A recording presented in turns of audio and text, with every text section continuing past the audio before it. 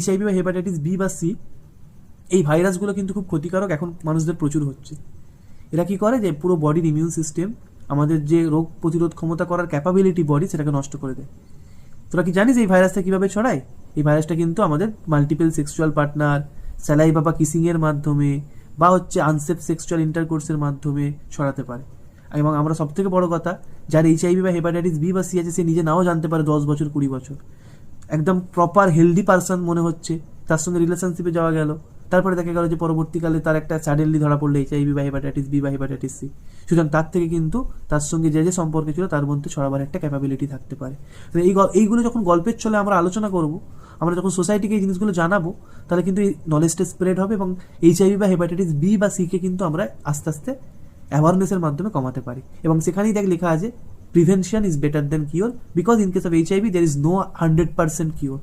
We only basically remove or we only basically কি বলবো আমরা সাবসাইড করতে পারি ভাইরাল রেপ্লিকেশনটাকে, যেখানে ডিজিজ প্রোগ্রেশন স্টেজটাকে আমরা আটকাতে পারি, but there is no 100% treatment two cure, এবং there is no vaccines are available.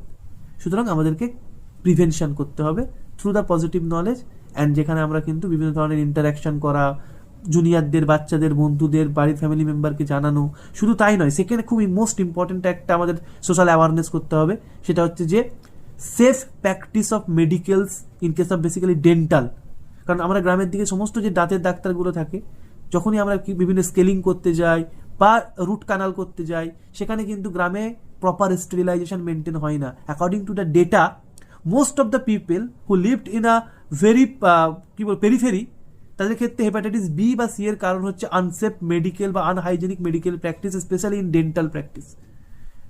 কারণ জানেই না, দাঁতের ডাক্তারের কাছে দেখাতে গেছে, তার স্কেলিং করে দিয়েছে, তার রুট ক্যানাল করে দিয়েছে, 2 বছর পর তার হঠাৎ করে কোনো কিছু অপারেশন হবে, সেরোলজি প্যানেল করতে গিয়ে দেখে হেপাটাইটিস বি ভাইরাস পজিটিভ।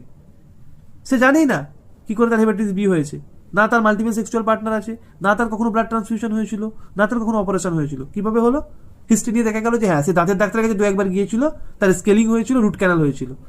এইটা কিন্তু এখন প্রচুর ছড়াচ্ছে। তো এইটা আমি তোদের সবাইকে বলবো, এবং প্রত্যেকটা অডিয়েন্সকে, প্রত্যেকটা মানুষকে এই জিনিসটাকে বলতে হবে যে যখনই আমরা কখনো ডেন্টিস্টের কাছে যাবো, একটা কোশ্চেন যেন আমরা করি যে স্যার প্রপার স্টেরিলাইজ মেনটেন করে কাজটা যেন করা হয়, কারণ এখান থেকে বিভিন্ন ইনফেকশন ছড়ায় আমরা জানি।